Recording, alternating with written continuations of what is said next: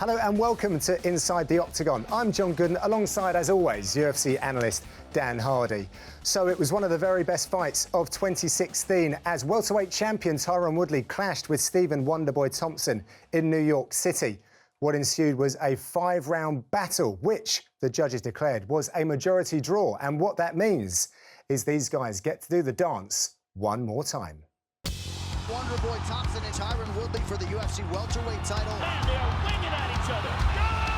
Both of these guys are pushed to their limit in this fight. Come on, baby! This contest has been judged a draw. We will do it again.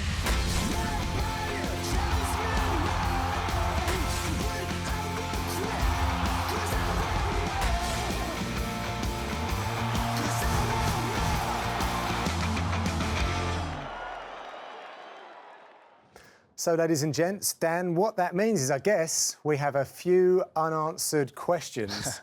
Let's start this off with the facts and the stats. Champion, challenger. Now, let's just do this a second. Let's highlight these. To me, that says exciting fighters. Yes, most definitely. I enjoyed the first one. I thought it was a very tactical match between two guys that were very respectful of each other's skills and strengths, let's put it that way. I thought Wonderboy came in with the intention of being the fancy kickboxer that it was, and then when he got caught in the first round and held down, I think he started to hesitate. And then Woodley fights in fits and starts, as he always does. You know, I've said it before, I don't think he has the conditioning to fight hard for 25 minutes, purely because he's a power-based athlete. And when he throws one punch, his power bar drops right down, whereas Wonderboy can throw 4 or 5 punches and his power bar just drops a little bit. It doesn't take him as much to kind of recharge himself. So it's a fascinating one, and I'm so glad we get a rematch, and over 5 rounds as well. I'd like to see these high-level fighters get that extra 10 minutes. Yeah, well, since we last saw them, Wonderboy said that he was a bit hesitant. Woodley has said Wonderboy was lucky to survive.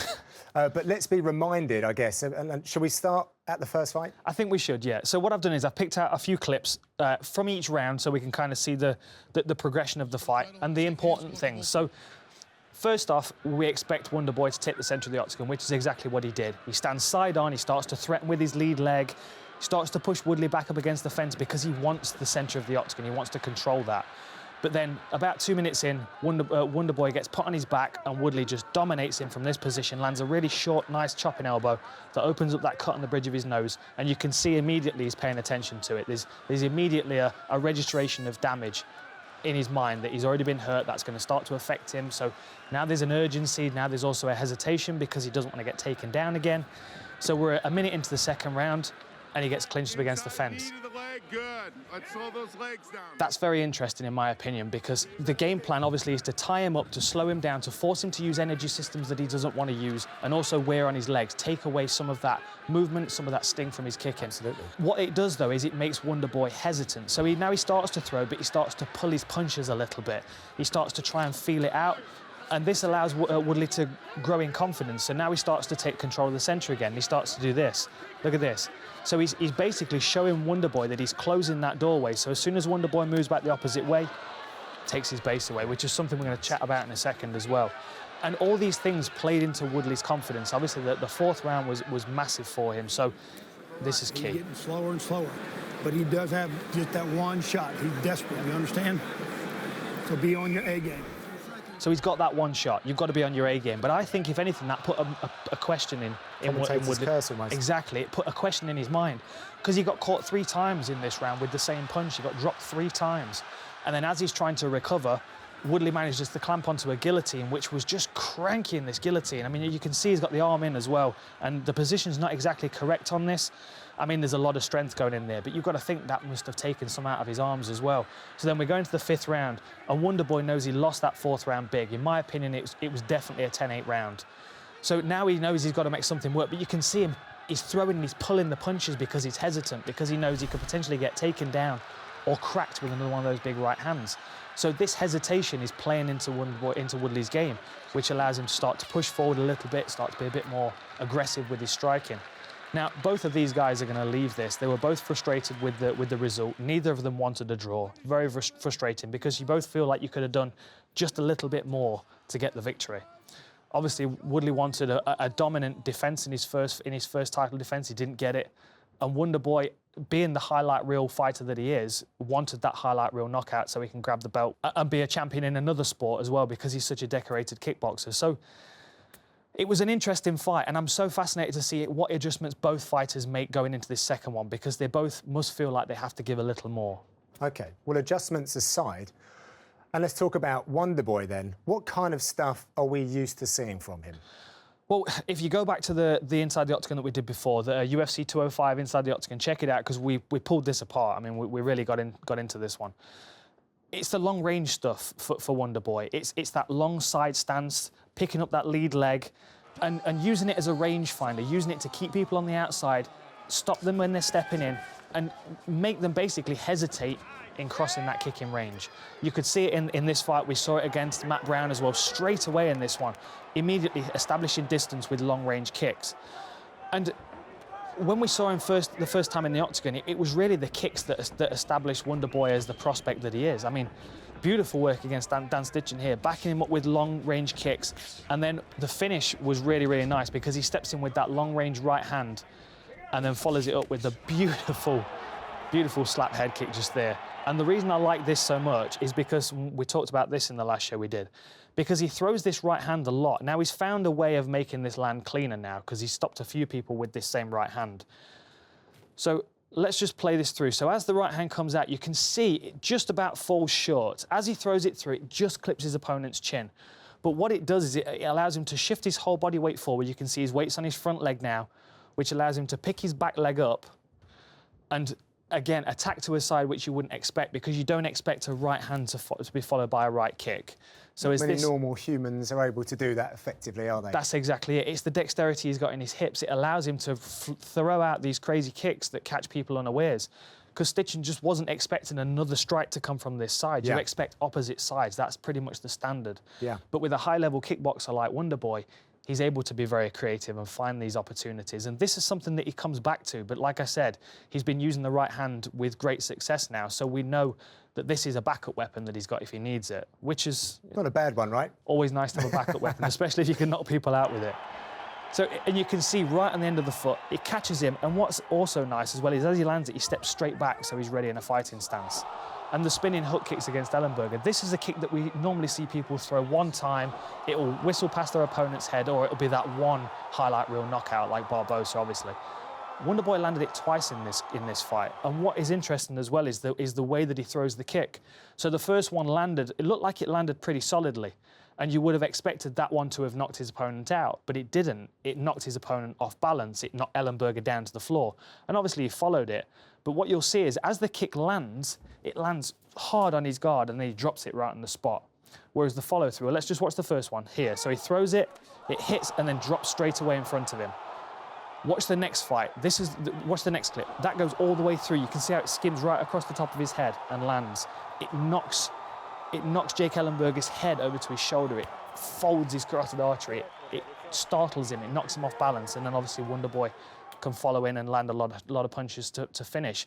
He's very good at capitalizing. And because he's such a good, accurate striker when somebody's not hurt, when they're really hurt and they're kind of dazed and wobbling, he can pick those single shots to really finish the fight in style. OK, so the champion is known for many things, but what really stands out for you? It's the big power. It's the big power. That single punch right hand is ridiculous, and the way he disguises it is very nice. It's something that not many people get away with because they don't have that 0 to 60 sprint that Woodley's got. He's a very, very powerful athlete. And if you watch this first clip against Jay Heron, this really shows people what he's capable of. I mean, look at that. Look at the distance that he covers. And the way that he throws it is fascinating. We spoke about this again in the last show that we did. So what you'll find him do is he starts to lean forward. He starts to gather that momentum as he's moving. And he'll fire a really lazy short right hand and then a long-range jab as a rangefinder. But what this does, you can see it's happened to Jay Heron here. Because he sees two strikes coming into this target here, he brings his hands together to block, which opens up that target right in the temple there, which is perfect for Woodley because he can really throw everything into that. It's the Chuck Liddell, the big overhand right. The difference is Woodley's using it as he's moving forward, which adds power to it, which is a scary thing when you think about how hard he hits anyway. Yeah. So what you'll see him do is he fires a short and then a short and then a big long over the top and cracks his opponent as he's moving forward. And another thing that you'll notice as well as he's doing this, he tends to back up against the octagon. He tends to allow his opponent to control the whole space in the octagon, so he can then sprint forward and crash into them against the fence, because then he's into his wrestling game. Again here, backed up against the fence. He's got that single punch knockout power. We saw it again against Condit as well. So if you watch the Condit fight, you'll see him, he's backed up against the fence, and he uses that almost like a defensive tactic to create more distance, because he cracks Condit with that punch, and then he follows up, he starts using the same punch again. Yeah. And he didn't change anything against Lawler. He did exactly the same thing, and it worked out perfectly. And the other thing that you've got to think as well, for Lawler here, he's also thinking about the possibility of a takedown. Whenever you get backed up against the fence, immediately your brain starts thinking, this guy's going to try and take me down, because a lot of the time... suffocated and where you can actually escape to as well. That's exactly it. I mean, I think it's easier to defend takedowns against the fence, but it's easier to smother people against the fence. And this is something that Woodley did against Wonderboy. Smothered him against the fence, particularly in the second round, tie him up, much like GSP did to BJ Penn in their rematch, fill the arms with lactic acid, tie them up, and basically make them use energy systems they don't want to use. So in the Lawler fight, you've got to think he's also thinking about the takedown as well. He's being backed up to the fence, but he's also being circled onto the right hand. You can see that Woodley's sweeping him onto the right hand. So as this plays out, it's the same thing again. I'm just going to bring it back just a tiny bit. So there's the right hand pump. So you can see him now. He's starting to find his range. He's going to pump his right hand really short. Let me see if I can play this through really slowly. So here we go. So there's the pump of the right hand. Watch the left hand come out really long as he's gathering momentum. And you can see the reaction that he's got here. You can see Lawler's pulled both his hands away because he's expecting straight punches to come to him. So he's bracing himself, he's preparing for that. But what does that do? It opens up a beautiful... There's the right hand. It opens up... Well, let me just do it with this, because I like using this cursor. So I can go whoosh, straight round, over the guard, and cracks him right in the face. It's a beautifully placed technique, and because he allows the smoke screen to basically draw the guard away of his opponent, he opens up a clean target for himself. And as that follows through, you can see it comes right around the top. Look at the big arc that it makes. Boom, right around the guard. There was nothing that Lawler could have done. He caught it clean, and even after the fight, you know, he stood up, he shook his hand, he was like, you got me, you know, caught me clean. Watch how wide it is, all the way around, and there's just no guard there to catch it. So this is something that Wonderboy's got to be thinking about. He's got to be thinking about that forward sprint and how he stifles that, because you don't want this guy gathering momentum and throwing punches at your head, because he'll take it off. So almost recapping, and we saw it in the first fight, Woodley's happy to walk back to the fence so that he can go forward, but at the same time, actually, Wonderboy likes to have people at a certain range so that he can pick them off. So they're both actually playing in the areas that they want their opponents to be, but then it's who's going to win that duel. This is it. You're very right, because Wonderboy wants the centre of the octagon. Yes. And Woodley wants the whole octagon to sprint across so he can throw that combination of 3 punches.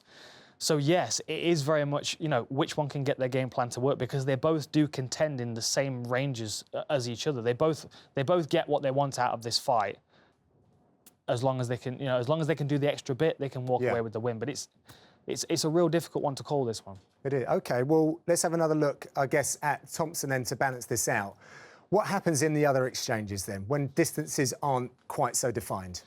Well, 2 things come to mind. One is the fact that because he's been a kickboxer for so long, he's got great balance. He's got good hip dexterity, as we've just talked about. So he's able to spread his base. He's able to react very quickly when his balance is shifted, when he is caught, knocked off balance, someone tries to throw him. So he does recover quite well. Now, this is quite a lazy takedown against Matt Brown, but you can see the basics are here. He stuffs the head, he limps his leg out, and then he's back to striking range. And in these next 2 clips as well, you'll see his balance. Beautiful work taking him out there against Patrick Cote. Same thing again. Pushes him straight back and starts to land immediately. He starts to pressure him, takes the centre of the octagon. And then when he starts to see people either slow down or start to become hesitant, then he starts setting them up for these beautiful, accurate step-in punches. He'll quite happily step in with 2 punches and out, and then straight back in with 2 or 3 more again. This is something that he was lacking against Woodley, and I think it was the hesitation. It was that hesitation of, if I step in with too many punches, he's going to be in on my legs, he's going to slam me to the floor, and then that's the whole game of trying to get back to his feet so he can get back to the striking game. Losing a lot of time. Exactly. Now, this punch and this fight, I love this. We spoke about it in the last Inside the Octagon. We broke this down a lot. I'm going to touch on it again here because I think it's beautiful, but please go and watch that last one because we do really take this fight apart. So this first punch, let's just go back and watch this full speed. So basically what happens here, this is second round. Patrick Cote's pushing forward, and you can see Wonderboy, he's starting to slide out to his right. He's starting to create that space because he wants Patrick Cote to walk across so he can catch him as he's moving in. Now, as you just pointed out, sometimes he uses that range finder. He kind of feels the range out. I'm not sure whether that's what he was doing here or whether he just threw the punch and he didn't commit to it enough to get the finish that he wanted. But as this plays out, and I have two versions of this. So as he backs up here, you can see him backing up. He's looking to step out, and as soon as Cote commits, he throws this right hand, and it's a real stinging right hand. You can see the smile on his face. He knows it's coming. But the error that he makes here is that he doesn't commit to it. So Cote's exposed there. Now, let me just take it back a frame or two. There. So he's just clipping, he's just landing the punch. He's making contact, but it's not enough. He's certainly not punching through his opponent, which is when you're going to get the chin to turn, the head to shake, the knockout to happen. And the reason that this is happening is because of his body movement. So you can see here, he's planted on his front foot. He's not driving forward off his back foot, he's driving back off his front foot here. You can see just by the angle of the legs, there's no real drive in this because his body's moving away. So what this does, although the arm is going out, although he's punching into his opponent, because his whole body's moving backwards, he's effectively stealing power from the punch. Right. Because he's throwing it as he's moving backwards, so it's just arm power that's going out. It's not going to be enough to knock out a guy that's got a head like a brick, like Patrick Cote. But what's interesting is that he sees this in the second round. He goes, OK, mental notes. I need to make these few adjustments. And what's even better is the cameraman gets the right angle so we can see the exact same strike again. So as this plays out again, he's backing up, and we've got a couple of replays so you can see that. So he's backing up. There it is. Look at that. Beautiful. And it's that single punch again. Here it is. Backs up, punches straight through his opponent. Now watch this. So this is the reason that it works this time. Boom. Look at that. You can see the difference. You can see how much closer his shoulder is to Patrick Cote's there. Yeah. You can also see that his body's moving forward. It's fired all the way through. Exactly. You can see the shift in his momentum. You can also see that now Patrick Cote's looking over at his corner because his head's been punched around. Yeah. The punch has gone I'm not sure through. he's seeing much at that point, No, by the way. maybe not. Yeah, stars. Maybe not. Maybe not. But you can see that the punch has gone through his opponent. You can see that it's really turned the chin. Look at that. Beautiful punch. I mean, really nicely placed. I think they call that money. Oh, that's beautiful, isn't it? And you see there, now this is the difference. The point in which the punch is making contact, there's still a good bend in the arm. Right. There's still just over 90 degrees bend in the arm. He's still got probably a foot worth of punch through that, which is really where the knockout comes. It's really where you're going to stagger somebody and put them on the canvas. And the reason I love this is because he makes these adjustments during the fight. He sees these opportunities, he goes, I need to push my body weight forward a bit more. I need to punch through my opponent. And there it is. Like he's learning. Exactly. You've got to have a really good presence of mind to be able to learn during the fight and not be scrambled by the pressure. Well, and he's obviously got it. Yeah, exactly. Well, I mean, how many kickboxing matches has he had? You know, he's had the time against opponents, live opponents that are trying to knock him out, to be able to adjust and read them and set them up for things. And I mean, he's a very cerebral fighter. And the other thing as well is, you know, he lives and breathes martial arts. You know, when he's not in training camp, he's teaching kids classes. Well, he says that's his job. His job is to be a teacher, and this is the fun stuff for like the weekend. It's a beautiful thing. and you know, anybody that teaches martial arts will know that your technique becomes far more refined when you have to explain it to people. You know, I feel like this job makes me better just because I'm trying to understand things a bit deeper. So if he's teaching little kids, you try and explain the nuances of martial arts, of knocking somebody out to a child. I mean, you've got to really understand what you're doing with the technique. You know what I mean? Yeah. It's not that we're trying to teach kids enough. You know what I mean? But like the technical aspects of martial arts, if you're trying to explain them to a young child, it's very, very, very easy to have a better understanding of yourself because of that. Yeah. Okay. So let's go back to the champion then, Tyron Woodley. What other powerful tools do you think that he might come to this fight with? Well, as you said before, you know, the low kicks is a big key. You know, Joe Rogan was talking about it in the commentary, as you pointed out. He wanted to say more low kicks. Exactly that. And I think it would have been a good tactic. Obviously, there's a risk involved there. I mean, you never know what Wonderboy's going to come out with. He's got such long, snappy strikes that even if you throw in a low kick, he can catch you with something and knock you off balance. So I'm sure there was a hesitation. When he did land low kicks, they were extremely powerful. And when we've seen him throw low kicks in the past, I mean, he does it with... different to most other fighters, aren't they? He does it with devastating effect. I mean, we talk about low kicks, we talk about Aldo, we talk about Alves, people that can really put a beautiful Muay Thai low kick into a thigh and take somebody off balance. But the sheer power that Woodley can generate is ridiculous. And then when he starts to feel confident that he can close that distance and take people down, this is when he becomes a real danger, because then you can't crowd him up against the fence. You can't throw with reckless abandon up against the fence, because in a second he'll level change, he'll get a good grip on you and he'll put you on the floor. And you can see the frustration on Condit's face there. That's not a position that Wonderboy wants to be in, because he didn't show a great ability of getting back to his feet in the first round. Now, he doesn't have the time to get, 5-10 years of high school wrestling experience between the first fight and this rematch. But the principles are there, the balance is there, and if he can make Woodley hesitant, then he can start predicting those takedowns. But if he starts to become reckless up against the fence, that's when Woodley's going to put him on the floor again. But he's a good learner, and that's a good thing to have. Yeah, definitely. OK, well, you guys are always coming with some great questions, so we thought we'd give you a greater voice in the show. So let's take a look at what we have here. I'm excited for this, because I've not seen any of these questions. Right, so Mike D says, who do you think has the mental edge coming into this fight? Wonderboy because he had an off night, or Woodley because he did more damage? A great question. Thank you for asking, Mike. Well, it's difficult to say. You've got to think that Wonderboy is going to watch that fight back and he's going to see all of the opportunities that he could have let those punches go. He could have let those kicks go. He could have capitalised on Woodley being tired, because there were times in the fight that Woodley was definitely tired. On the other hand, you've got to think Woodley thinks, well, the first round I dominated. I mean, I took him down within a couple of minutes. I landed a good clean elbow. I controlled the fight there. I was able to time up in the second round. The fourth round was massive. It's going to be a huge confidence. It's got to be a 10-8. I mean, especially with the shift in the scoring now, judges leaning more towards scoring 10-8 rounds. It was a definite 10-8 round. He knocked him down 3 times. So Woodley knows he can hurt Wonderboy if he gets him pinned down. If he can make him hesitant and vulnerable, he can catch him. Who has the psychological advantage is a coin toss, really, because you've got to spend a week with each one of these fighters to really know where they're at. But, I mean, Wonderboy knows he has the tools to beat everybody in the division, and so does Woodley. So this is what makes this so interesting, and both of these fighters have to make adjustments. Yeah. If the fight had have gone one way, if Wonderboy would have won a split decision and we've got a rematch for Woodley, it would be Woodley having to make more of an effort than Wonderboy. But because this was a draw, they both have to make a big effort. And it's interesting because they're such different characters. Again, it makes it even more difficult to judge. You've got the happy-go-lucky Stephen Thompson going, hey, let's do it again. It was a really fun fight. But then Woodley's a guy who is fueled by lots of experiences in his past, I think, which makes it harder to judge, I think. Yes, yeah. Right, let's go here. So, Josh, thank you, sir. If this goes to the mat, who do you think has the advantage? Interesting one. Yeah.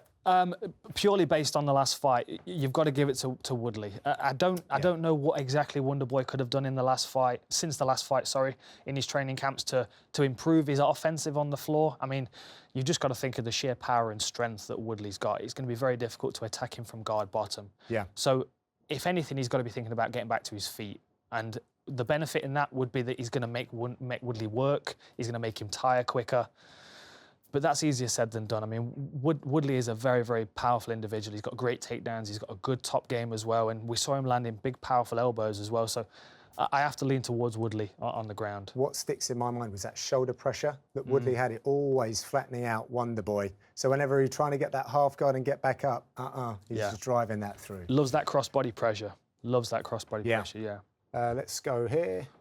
This is from Dellano. Hope I'm pronouncing that correctly. So Wonderboy found some difficulty in pulling the trigger in the last fight. Do you think something might have surprised him in Woodley's game? I listened to an interview where he literally echoed that sentiment. Really? And he doesn't really know.